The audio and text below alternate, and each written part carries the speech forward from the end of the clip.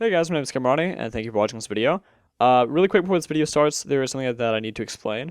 So in Fire Emblem Awakening, there are 6 extra bonus paralogs you can, extra bonus, 6 bonus paralogs you can obtain through Street Pass. In Fire Emblem Awakening, there's 6 extra paralogs you can obtain. You go to your main menu on the world map, you go to that, you go to wireless, I think you go to spot pass or something like that. Anyways, if you do that, as you'll see in the video that I'm about to show you, there are 6 extra paralogs you can obtain through Street Pass, or through Spot Pass rather, and I've obtained all 6 of those, and I'll be showing all 6 of those through my playthrough, so I'll be going through all the content in the main story of the game, minus all the DLC. I'm not doing the DLC, but I'm going through all the paralogs, and that includes the 6 bonus ones. So, but the thing about that is even if you have those in your Spot Pass box on Fire Emblem Awakening, you cannot play those until after you have gone through Chapter 25 of Fire Emblem Awakening through the main story. Last time we went through Chapter 24, and in this episode we're not going to be going to Chapter 25, we're going to Paralogue 18. This is happening because I went ahead and I recorded Chapter 25, and then I recorded Paralogue 18. Because you can't access Paralogue 18, 19, 20, 21, 22, 23, you can't access those 6 until after you have beaten Chapter 25. And I didn't want to go up, I didn't want to play Chapter 25, be on the very verge of ending off the Let's Play on the very last main chapter of the game, and then doing 6 paralogs. That didn't seem right to me. And I feel like the break between Chapter 24 and Chapter 25 is a good break to insert these 6 paralogs. So, like I said, I went ahead, I recorded Chapter 25, and then I recorded these. So, 7 episodes from now, if I'm correct, 7 episodes, yeah, or 6 rather. When you see Chapter 25, I actually recorded that before I recorded this video and the next 5 after it, if that makes any sense. But anyways, it's nothing you need to worry about. I just want to explain that to those of you who are like, wait, how are you doing these? Or did you go ahead and did you already record Chapter 25 off camera? I just want to explain that. And I'm sorry that it took me as long. I think it's, 2 minutes to explain that, so I apologize for that. Anyways, I want to explain that. We will now be going off to Paralogue 18. Hey guys, my name is Kamronni. Welcome back to more Let's Play Fire Emblem Awakening. So last episode we went to Chapter 24, the Awakening. And in this episode we're going to be going to the Paralogues. That we'll be doing for the next few episodes. I should have had a little clip at the beginning of this episode explaining like what exactly I had to do to get to this point and how everything's going to work for the rest of the series. So I'm not really going to repeat myself, you guys just listen to it, but we will be heading off to the first paralogue of the, is it 5 or 6? I lose count. I'll have to look once we get to, the map, the, main world map in here in just a moment. But until then, let's look at these conversations, or is that the last of them? No, there's one more. Today's a fine lady. Today is a fine lady. No, today is a fine day. I'm gonna sweep the ladies off their feet. Okay. Anyways, so we're not gonna be heading off to the final chapter of the game. Instead, we will be going to these paralogs. Go to your wireless, and then go to what I just clicked, and then go to bonus maps. Bonus maps. You obtain these paralogs through Street Pass. And I've had this game since it came out in 2013, so I have all of them. So I'm gonna add them all to my map right here. But basically these maps, you can, with these maps, or with these missions, or with these paralogs, you can go through and recruit enemies that were either once enemies of yours, ones that you thought were dead, and etc. So, it's really cool. So we're gonna go through and we're gonna start recruiting all those guys before we end off the game and head off to the final 2 chapters. And the first one we have is Paralogue 18, so, let's begin this paralogue. Paralogue 18, The Dead King's Lament.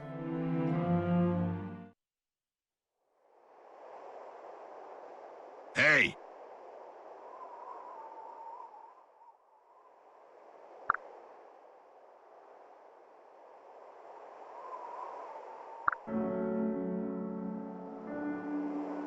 Huh?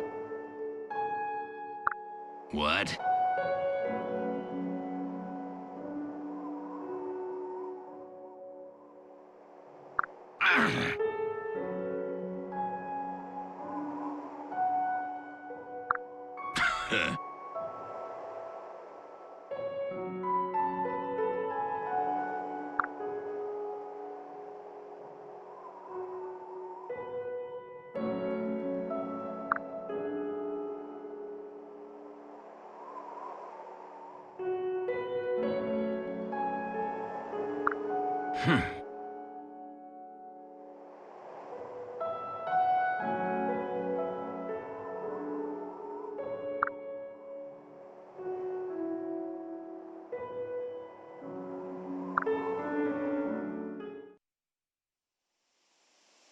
Really?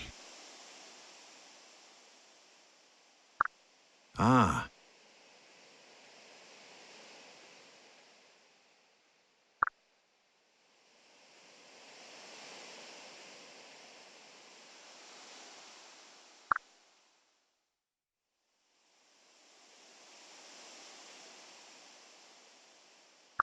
Yes.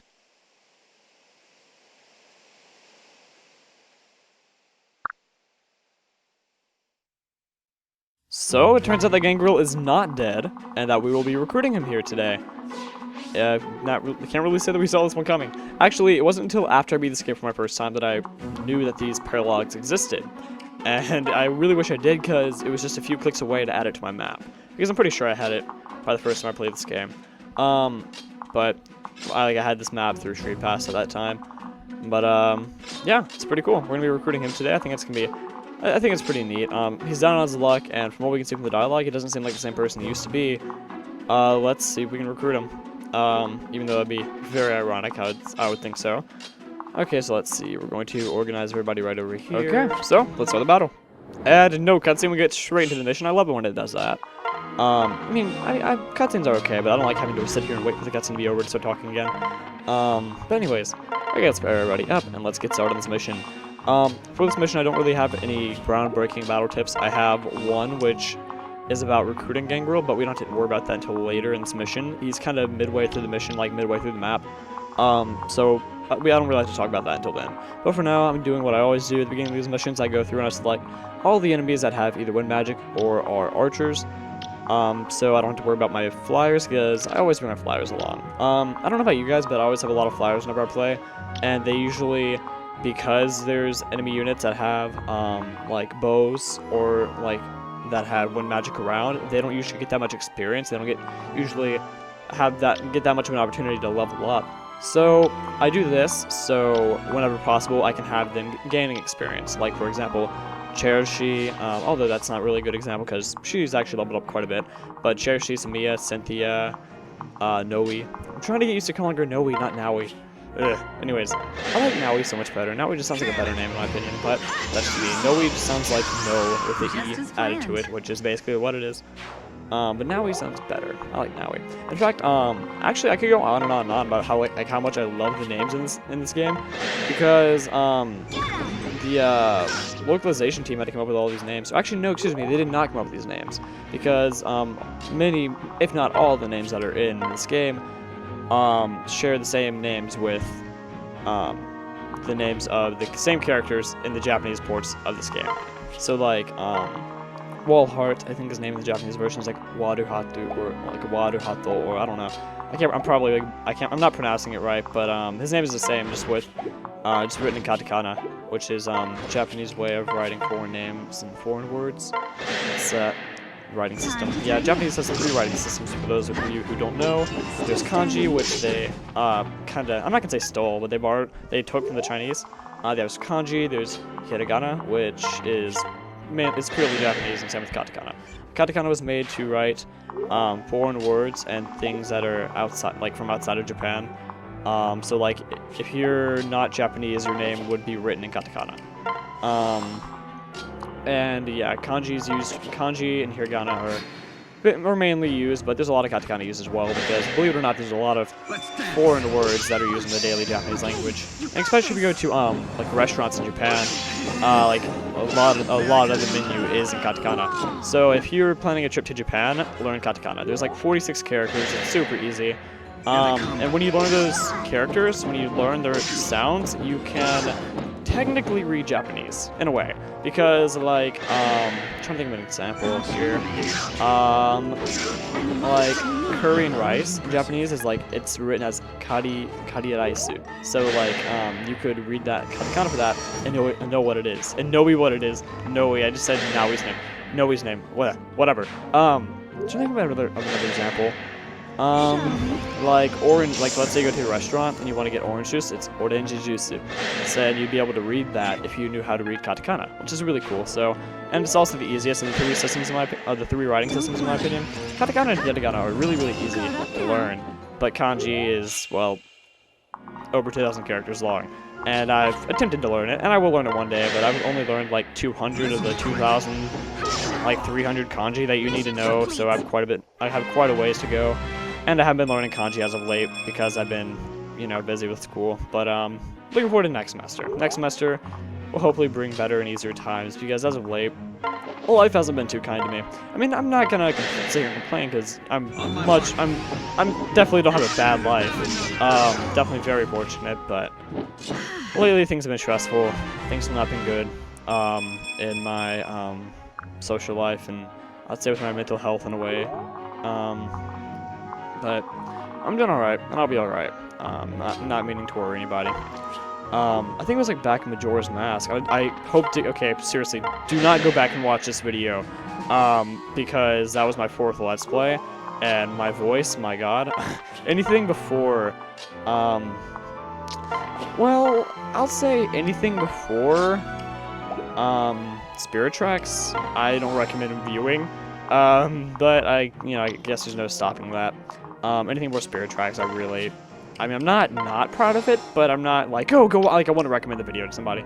Anyways, so in my 4th Let's Play, Majora's Mask, it was when, I forget which area of the game that I was in, but, I talked about depression and how I've been going through depression and whatnot, so, you know, I've been sitting here talking about real life, while I'm not even paying attention to the fact that Frederick is, like, clinging on to dear life, same with Cynthia over there, but yeah, I talked about depression stuff, and I was going through it. And then by the time I finished the Let's Play, I think I was kinda out of that hole by then. I'm definitely not in depression right now, but I'm not in the happiest time in my life either, so. Anyways, so, here's Gangrel. And surprisingly, we don't get any opening dialogue from him, and we just get straight into battle with him. Anyways, here comes my battle tip since, we have Gangrel right here. Here's my battle tip on how to recruit him. My main battle tip for him is to, in order to recruit Gangrel, you'll have to keep him alive, clearly. So do this by putting a non-ranged attacker right outside of his attack range. So, for example, I have his attack range selected. I'm going to go put someone like, let's say, Frederick, who's actually the guy that I use. I'm going to put him outside the attack range, because he's going to try to attack Frederick. And Frederick can't, he's not a ranged attacker. So, keep your, and also, like, this mission, unless you get lucky the first time, it's going to take you a couple of attempts to recruit Gangrel, because you can never really fully predict who he's going to attack.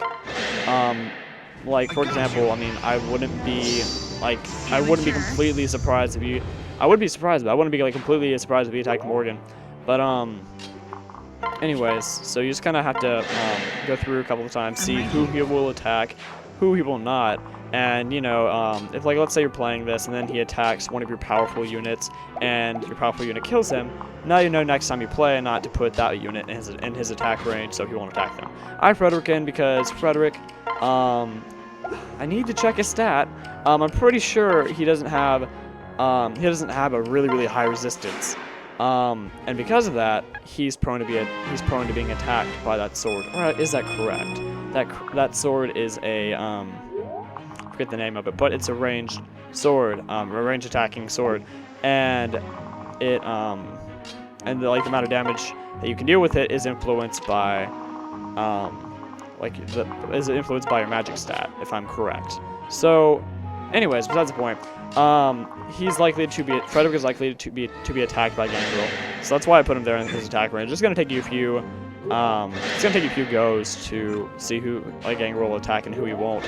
But once you figure out who he's going to attack, and that person won't kill him, keep it that way. And preferably they won't do any damage to him at all. Because if they do, let's say they do 15 damage, you know, it's gonna take a few attempts to recruit Gangrel, a few times talking to him to recruit him, as we'll see here in a moment. Time to even the odds. And we gotta make sure that we can keep him alive for 2-3 turns if he's attacking a certain one of our units. So he should, he's gonna attack Frederick. He can deal quite a bit of damage to Frederick, but I'm not really worried about Frederick as much as I am worried about Gangrel. I can keep healing Frederick if I really need to. I'm not worried about that. Right now I'm trying to kill off any other enemy units that are in our range besides Gangrel. And now we're gonna move Chrome right up here to talk to him. Or no, we're not. I did not mean to do that. Okay, I was hoping to. That's a shame. That was not meant to happen. I was trying to hit switch, but instead I wasn't thinking, and I hit rally instead. Oh, this isn't good. Hopefully he won't attack Samia. I don't think he will. If he does, it's not good. It's not good at all. We're gonna have everybody hold on for a moment. Let's see, we're gonna have Cynthia fly back here. Hail, traveler! Never thought we'd see someone stand up against the Southron Sea King. Most of the villages here have been razed to the ground. Hundreds have died. I just realized I take forever to hit these buttons. Here, take these. Here, take this and return as a favor and make them pay for what they've done. Because I never read over this dialogue, so like, especially in cutscenes, for those of you who watch the cutscenes of these videos and like don't skip over them, you might notice that I take forever to get through them. I just like, I don't want to like press A too fast, because if I do, you know, someone might miss some dialogue. So like, it's really kind of difficult to hit A at the right time, so you're not rushing the dialogue, but at the same time you're not taking forever. Anyways, we're gonna talk to Gangrel right here.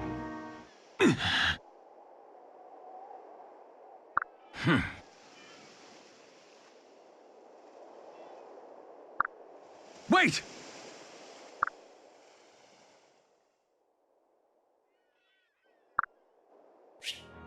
Okay, so looks like we were not able to recruit him the first time. Looks like it'll take another turn or two, another try or two to recruit him. We're gonna heal Frederick right up here, even though he's not in the attack range. We'll change that here in just a moment.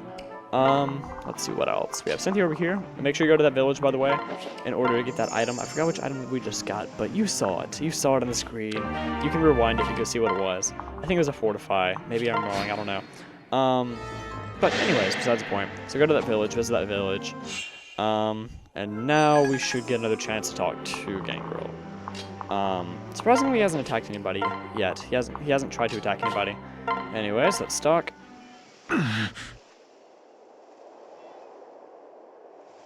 Oh?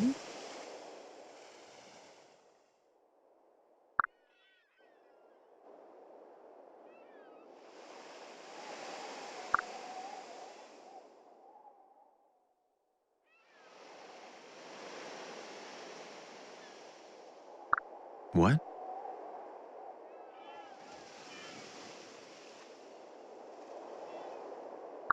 Really? That's it?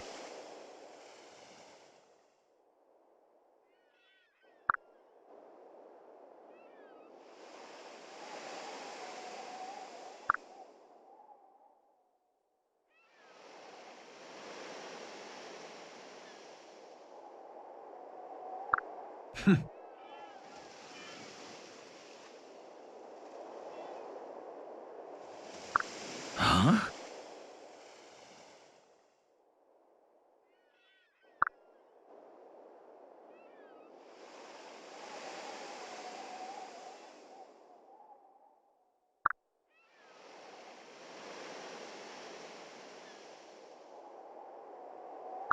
No.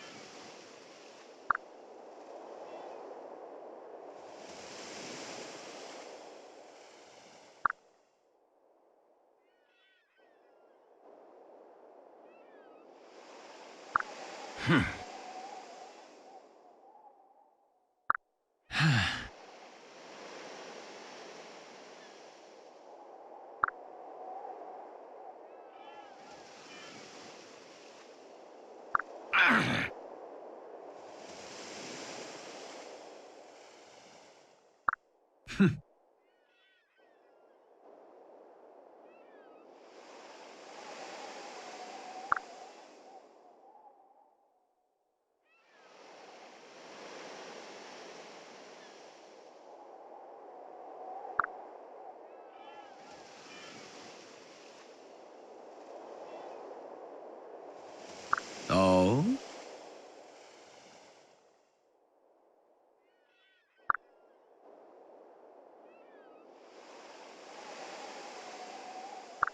Listen.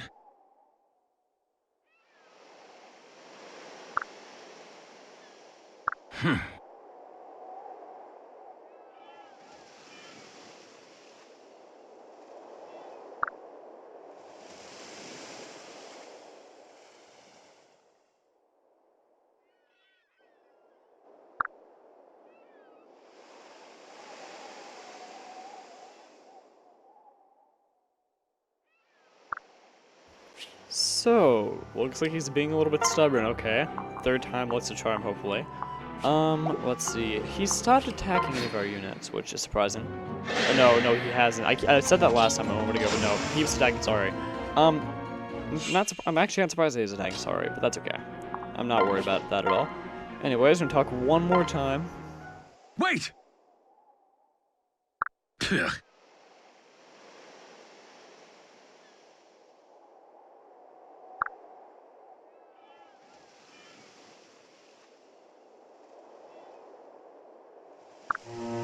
Damn you!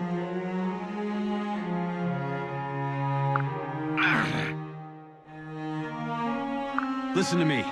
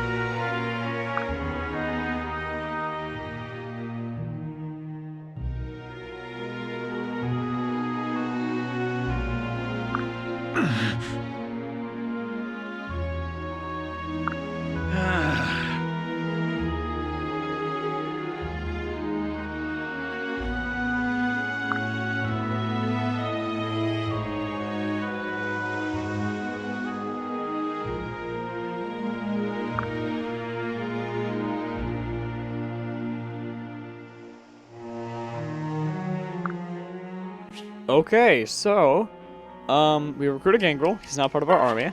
We were able to do so because I guess he feels like he has no other purpose in life, which is rather sad and dark. We get to see how much he's fallen, not only, you know, in terms of power, but in terms of self-morale, really. Which is kind of sad, even for someone who did things as horrible as he did. Like Crom said, like, you're actually unforgivable. But still, it's still sad to see. I think he's definitely learned from his past, but either way, so now we can move Gangrel around. And honestly, some of the units that we're going to be recruiting here in these next few episodes are going to be some of the strongest units that are in this game. At least the next one that we're getting is going to be really, really strong, but you guys will see then. We're also going to be recruiting one unit in particular, which I'm very, very excited to get, to say the least, but that'll be another 2 episodes from now, I think. Not the next one, but the one after that, I think. I'm not sure. But anyways, Gangrel, I'm not going to try to have him do too much. I might actually have him kill off the enemy leader here at the very end, but probably not. I don't know, I'll see. But I'm not going to put Gangrel on the front lines, definitely. We'll look more into his stats later, of like how good of a unit he is, but he's definitely a pretty good unit. I'll say that. But what's kind of disappointing about these units that we're going to be recruiting in the next few episodes is that for the most part, maybe for the all part, not really wording that well, maybe this is true, but I know definitely for the most part that the only sport conversations that most of these units have coming up are only with Robin, which is very disappointing because honestly I think it'd be really fun to, you know, pair up some like bad guy, like pair up this bad guy with another bad guy. I don't know, but we'll see. I'm not gonna get too much into it because I don't want to spoil anything, but there are a few wyvern riders up there to the north, so we're going to put our flyers in there so they will fly to them so we can take them out. We're going to attack Cynthia here, which is good because I've been meaning for Cynthia to get some experience. Inigo usually takes the spotlight from her, she usually gets all the experience. I'm kind of putting her in the front lines here, which is good, and she levels up pretty quickly. A lot of my flyers do. Sumia and Cherishi. Sumia takes a while to level up. Cherishi, same with her, but Noe and Cynthia level up very quickly. So I'm going to take advantage of that. Get them up to level 20. But yeah, I'm just trying to like finish off all the leveling up. I'm trying to finish off all the leveling up that I have for my main army. And my main army are the ones that I have here today. This is like I've decided my main group, like the best units that I have that I'm going to have mainly in battle is this group right here. So I'm trying to make sure they're all leveled up to their to their max and that they're all fighting to their full potential. So trying to level them up as much as I can. Let's see. And speaking of leveling up, Cherry just leveled up. She's up to level 15. 5 more to go. Very nice. Good level up. Good level up. Okay, and we got a ability. Good level up. Good level up. We got an ability. We got Sword Breaker. If I hope, like I said, this is recorded in the past. I hope I went back and viewed what that was. Did I? Yes, I did. Good. Alright, let's see. Grants hit / avoid plus 50 if enemy is using a sword. Okay, good. So it's useful against sword wielding units. So that's good. There's also a axe breaker, and I believe there's a lance breaker as well. I don't know. I've never seen it, but I would assume that there'd be one if there was a sword and axe breaker. I'm sure there'd be a lance breaker as well. Excuse me. Very good job, Brady. I'm hoping to get him fully leveled up as well. He's definitely not going to be as powerful as Morgan is, but, you know, the more leveled up I can get him, the more, like, damage he can deal behind the defense of Morgan. So that's what I'm trying to do. Alright, let's see. Very nice. What a team! Yeah, she levels up very quickly. I hope she'll... No, she's not going to level up again in this episode. Crap. All the enemy units are dead except for the boss. And I'm going to have Gangrel defeat the boss here, because how ironic would that be? So... Or, ooh, do I want to do that? Before I do that, I want to have someone nearby just in case. We're going to have Kram right here, and we're going to have him support. Hopefully he will aid Gangrel in his endeavors.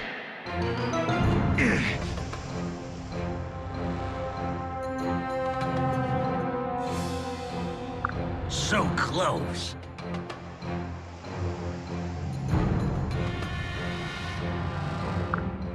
It's really nice, like, listening to Gangrel's stats, except when he's on our side.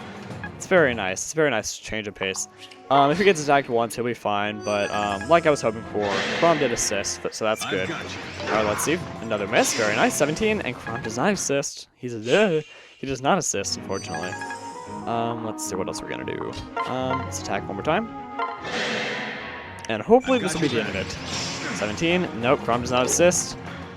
But luckily, once again, we were not hit. So next time around, he's going to heal up a little bit. But this cycle is nearly done. We'll kill him off this time for sure. Or at least I hope so. Yep. Ooh, took a hit. 29. Kram does not assist. Okay. Let's see. What are my options here?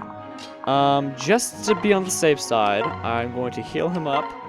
So in case he misses and he takes a hit, he won't be dead. We're going to heal him up. And that also levels up Pretty, very nice. He's up to level 15 as well, along with Cherry. And Tome Fair. Okay, so I have to get rid of one grants 5 magic using a tome, which he's always using a tome, so we're going to keep that. And we're going to get rid of Rally Magic. And I had to decide between Rally Magic and Rally Luck, which one I was going to get rid of. And I'll keep Rally Luck because it raises the luck stat more than the magic one raises the magic stat.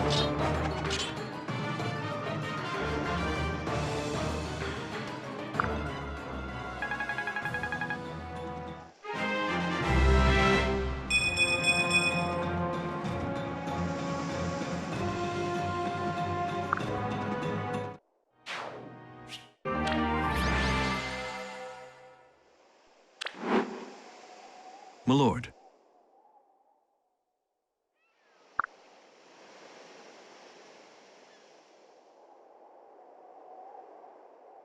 I'm